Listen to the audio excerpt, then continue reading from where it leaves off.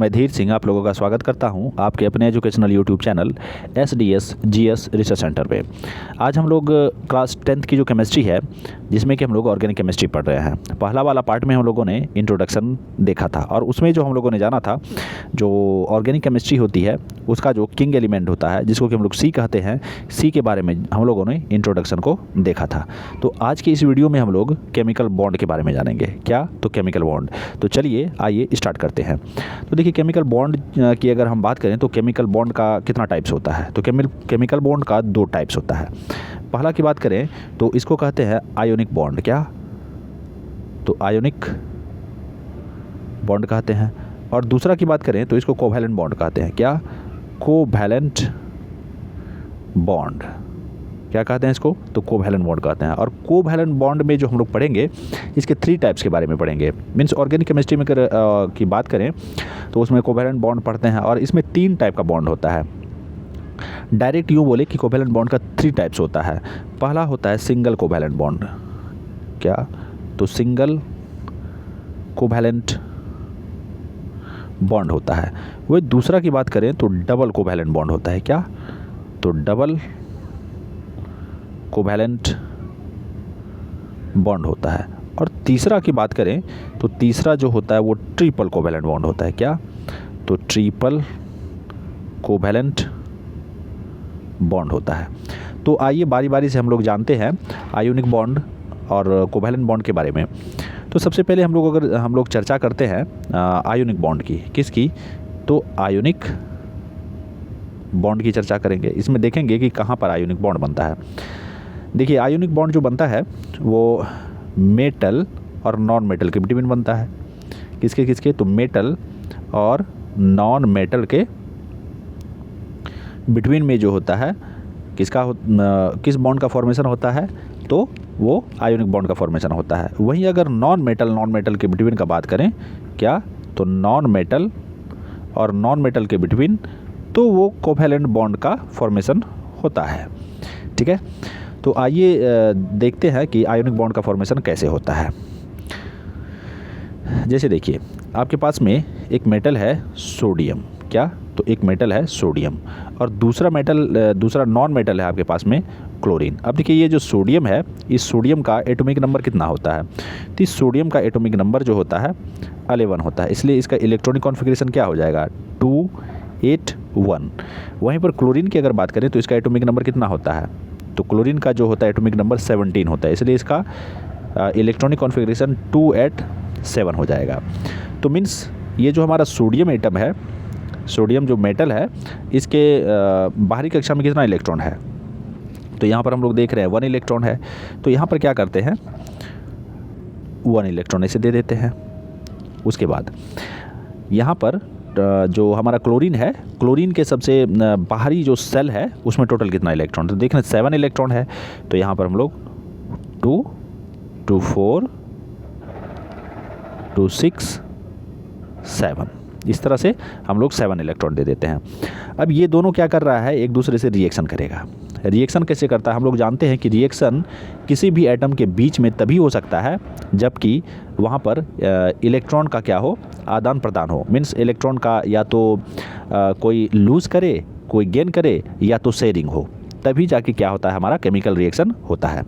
तो अब यहाँ पर सोडियम और क्लोरीन के बिटवीन क्या हो रहा है? तो केमिकल रिएक्शन हो रहा है। अब इस केमिकल रिएक्शन के दौरान देखिए किस तरह का बॉन्ड बनता है। अब देखिए सोडियम जो है, सोडियम का यहाँ पर ध्यान दीजिए, अगर इसके जो आउटर मोस्ट सेल है इससे 1 इलेक्ट्रॉन को अगर ये लूज कर दे, क्या कर दे? 1 इलेक्ट्रॉन को ये लूज कर दे तो इसका जो आउटर मोस्ट सेल बचेगा उसमें टोटल कितना इलेक्ट्रॉन होगा? तो 8 इलेक्ट्रॉन होगा। मीन्स इसका ऑक्टेट कंप्लीट हो जाएगा और ये क्या करेगा? अपना ऑक्टेट को कंप्लीट कर लेगा तो ये स्टेबल हो जाएगा।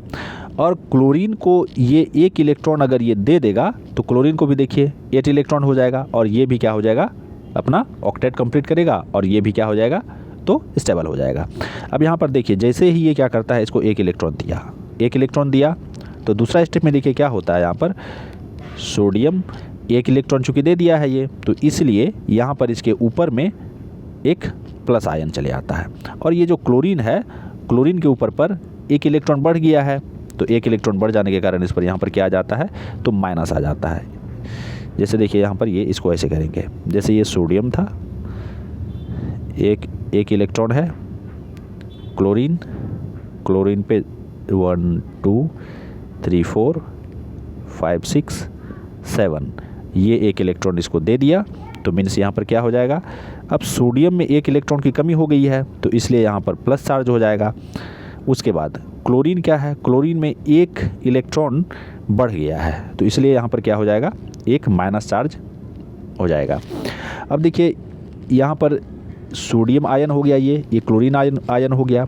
अब इस आयन के कारण इन दोनों के बीच में क्या होता है, अट्रैक्शन फोर्स डेवलप होता है, means strong attraction force develop होता है। और इसी स्ट्रॉन्ग अट्रैक्शन फोर्स के कारण इन दोनों के बीच में क्या चीज़ होता है, तो आयोनिक बॉन्ड का फॉर्मेशन हो जाता है। मीन्स इसको अगर हम लिखें तो NaCl ऐसे लिख सकते हैं या डायरेक्ट NaCl भी इसको लिखते हैं। तो इस तरह से यहाँ पर हम लोगों ने देखा कि ये जो सोडियम है मेटल है और ये जो क्लोरीन है नॉन मेटल है। तो मीन्स मेटल और नॉन मेटल के बिटवीन में जो इलेक्ट्रॉन का क्या होगा, तो ट्रांसफ़र होगा। जब इलेक्ट्रॉन का ट्रांसफ़र होगा तो क्या बनेगा, तो आयंस का क्रिएशन होगा, आयंस का फॉर्मेशन होगा। और इस आयंस के फॉर्मेशन के कारण यहाँ पर इन दोनों के बिटवीन जो है एक बॉन्ड डेवलप हो जाएगा। ये वाला बॉन्ड क्या हो गया, डेवलप हो गया। तो इसी बॉन्ड को हम लोग क्या कहेंगे, तो आयोनिक बॉन्ड कहेंगे। अब अनदर एग्जांपल भी देख लेते हैं। जैसे अनदर एग्जांपल में क्या ले सकते हैं, जैसे सपोज करिए कि हमारा पोटासियम है, क्या है, तो पोटासियम है और क्लोरीन है। तो पोटासियम का एटॉमिक नंबर कितना होता है, पोटासियम का जो एटॉमिक नंबर होता है वो 19 होता है। कितना होता है, तो 19 होता है। अब इसका इलेक्ट्रॉनिक कॉन्फ़िगरेशन की बात करें तो इसका जो इलेक्ट्रॉनिक कॉन्फ़िगरेशन होता है 2881।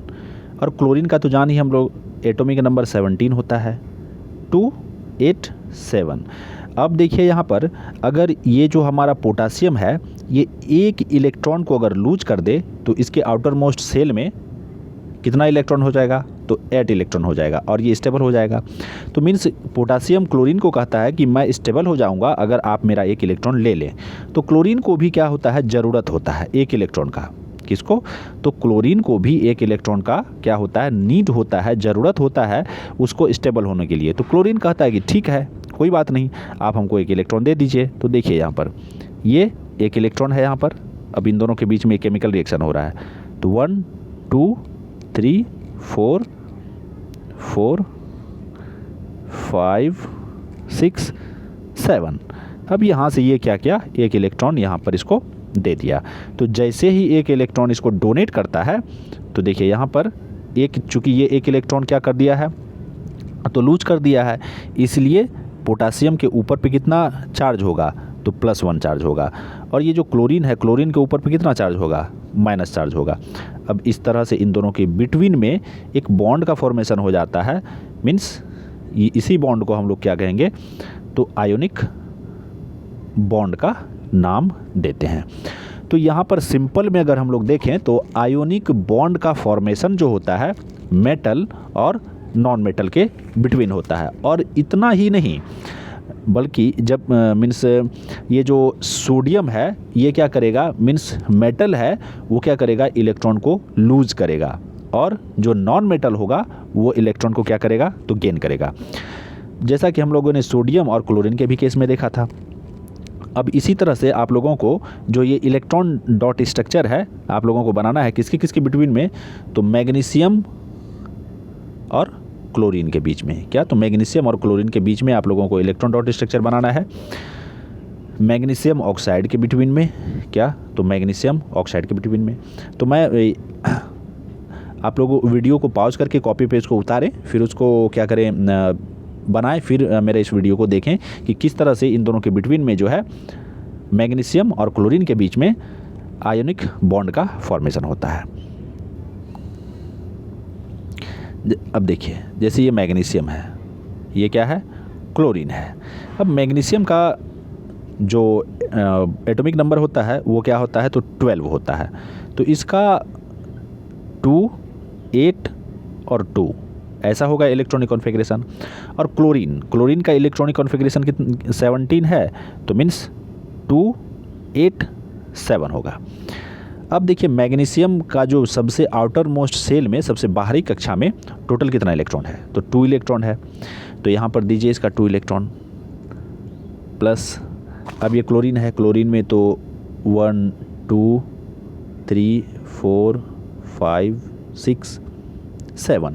अब ये मैग्नीशियम कहता है क्लोरीन को कि क्लोरीन को कहता है कि देखो क्लोरीन, अगर मैं तुमको 2 इलेक्ट्रॉन दे दूं तो मैं क्या हो जाऊंगा, स्टेबल हो जाऊंगा।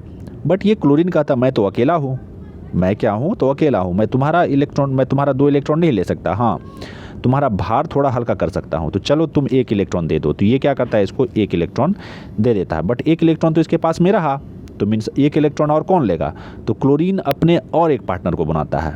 किसको, तो क्लोरीन अपने एक और पार्टनर को बुलाता है। तो ये देखिए ये क्लोरीन आया, तो इसको फिर यहाँ पर 6 7, अब ये वाला जो इलेक्ट्रॉन है इसको दे देता है। तो इस तरह से मैग्नीशियम क्या हो जाता है, तो मैग्नीशियम 2 इलेक्ट्रॉन को खो रहा है, इसलिए +2 इस पर क्या हो जाएगा,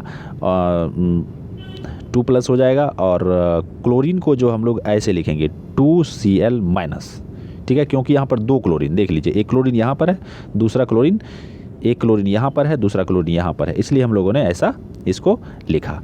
तो इस तरह से ये बन जाता है क्या हमारा, तो MgCl2 मीन्स इसको कहते हैं हम लोग मैग्नीशियम क्लोराइड। तो इस मैग्नीशियम क्लोराइड के बिटवीन में जो बॉन्ड का फॉर्मेशन होगा, ये भी किस तरह का बॉन्ड होगा, तो वो भी हमारा आयोनिक बॉन्ड होगा।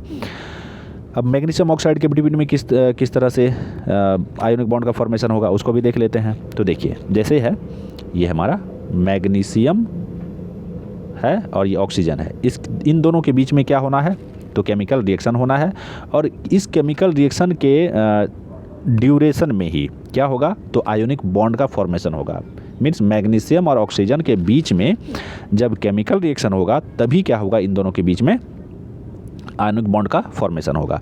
अब देखिए मैग्नीशियम का तो हम लोग 12 जान रहे हैं एटॉमिक नंबर, और इसका अगर हम लोग करें इलेक्ट्रॉनिक कॉन्फ़िगरेशन 282। वही ऑक्सीजन है, ऑक्सीजन का जो एटॉमिक नंबर होता है वो 8 होता है, तो इसका हो जाएगा 6 2। मीन्स इसका जो आउटर मोस्ट सेल में कितना इलेक्ट्रॉन है, तो 2 इलेक्ट्रॉन है। तो एक मिनट, यहाँ पर उल्टा हो गया, जैसे ये होगा हमारा 2 और 6। मीन्स ये जो ऑक्सीजन है, ऑक्सीजन का आउटर मोस्ट सेल में कितना इलेक्ट्रॉन होगा, तो 6 इलेक्ट्रॉन होगा। तो मीन्स यहाँ पर हम लोग क्या करते हैं, इसको 2 इलेक्ट्रॉन ऐसे दे दिए और इसको 1 2 3 4 5 6। मीन्स यहाँ पर जो होगा इसका ये नहीं होगा, ठीक है। तो अब स्टार्ट करते हैं। जैसे देखिए यहाँ पर अब मैग्नीशियम ऑक्सीजन को कहेगा कि अगर मैं तुमको 2 इलेक्ट्रॉन दे दूं, मैग्नीशियम किसको कहेगा, तो ऑक्सीजन को कहेगा कि मैं अगर तुमको 2 इलेक्ट्रॉन दे दूं तो मैं क्या हो जाऊंगा, स्टेबल हो जाऊंगा। और ऑक्सीजन भी सोचता है कि चलो 2 इलेक्ट्रॉन अगर मुझको मिल गया तो मैं भी स्टेबल हो जाऊंगा। क्यों, अब देखिए जैसे ही मैग्नीशियम 1 इलेक्ट्रॉन इसको देगा, ऐसे 1 इलेक्ट्रॉन दिया, फिर 1 इलेक्ट्रॉन दिया, तो अब देखिए यहाँ पर मैग्नीशियम ये 2 इलेक्ट्रॉन को क्या कर दिया, लूज़ कर दिया। ये 2 इलेक्ट्रॉन लूज़ करके किसको दिया, तो इसको 6 को दिया। तो अब इसके आउटर मोस्ट सेल में 8 इलेक्ट्रॉन हो गया। मीन्स मैग्नीशियम को क्या हो गया, मैग्नीशियम का ऑक्टेट कंप्लीट हो गया और मैग्नीशियम स्टेबल हो गया। अब ये जो ऑक्सीजन है, ऑक्सीजन यहाँ पर 2 इलेक्ट्रॉन इसको मिला, तो मीन्स ये भी 8 बन गया। मीन्स ये भी क्या हो जाएगा, तो स्टेबल हो जाएगा। मीन्स यहाँ पर जो हम लोग लिखेंगे, देखिए मैग्नीशियम क्या किया है, तो 2 इलेक्ट्रॉन को लूज किया है, तो 2 प्लस इलेक्ट्रॉन।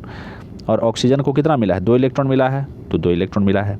तो इसलिए इसको क्या करेंगे, यहाँ पर लिखेंगे मैग्नीशियम ऑक्साइड। अब देखिए मैग्नीशियम, एक ही मैग्नीशियम एक ऑक्सीजन को दिया है 2 इलेक्ट्रॉन, तो यहाँ पर हम लोग इसलिए MgO लिखेंगे, मीन्स मैग्नीशियम ऑक्साइड लिखेंगे।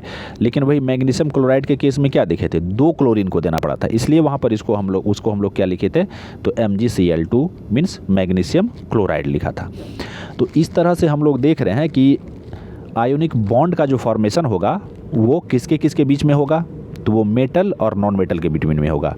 किसके किसके बिटवीन में होगा, तो एक जो होगा वो मेटल होगा, दूसरा जो होगा वो नॉन मेटल होगा। सिंपल सी बात ये थी।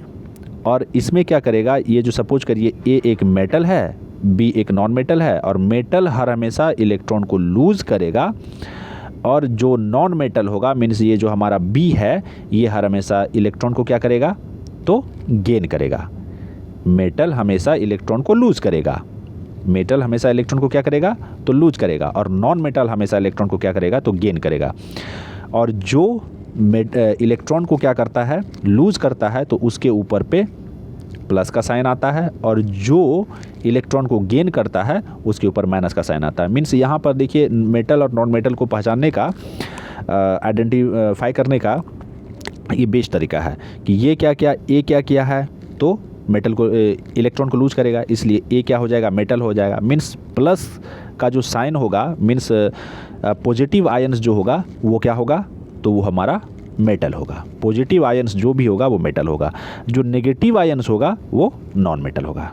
क्लियर। और एक बात हम लोग यहाँ पर क्लियर कर लेते हैं कि जो सपोज करिए कि यहाँ पर हमारा ए क्या है, मेटल है, और बी क्या है, तो नॉन मेटल है। इतना ध्यान रखिए कि जो मेटल होगा तो उसके आउटर मोस्ट सेल में, ये मीन्स बैलेंस सेल में, मीन्स इसका जो बैलेंसी होगा या तो 1 होगा, या तो 2 होगा, या तो 3 होगा, तभी ना ये क्या करेगा, अपना इलेक्ट्रॉन को लूज कर पाएगा। अगर सपोज करिए 4 हो जाएगा, जैसा कि कार्बन के बारे में हम लोगों ने पढ़ा था कि कार्बन का बैलेंसी 4 होता है, तो ये 4 इलेक्ट्रॉन को ना ही गेन लूज कर पाता है, ना ही गेन कर पाता है, तो क्या करता है, तो ये शेयर करता है। और ये जो हमारा नॉन मेटल है, सपोज करिए ये जो बी है, ये क्या है, नॉन मेटल है, तो इसके आउटर मोस्ट सेल में, मीन्स इसके वैलेंस इलेक्ट्रॉन की अगर हम बात करें, वैलेंस सेल में जो इलेक्ट्रॉन होता है उसकी अगर बात करें, तो ये या तो 5 होगा, या तो 6 होगा, या तो 7 होगा। तो आज के वीडियो में बस इतना ही। आगे के वीडियो में हम लोग जानेंगे किसके बारे में, तो कोवैलेंट बॉन्ड के बारे में जानेंगे, और इसका जो टाइप्स होता है, single covalent bond, double covalent bond और ट्रिपल कोवैलेंट बॉन्ड। तो आज के लिए बस इतना ही। जय हिंद।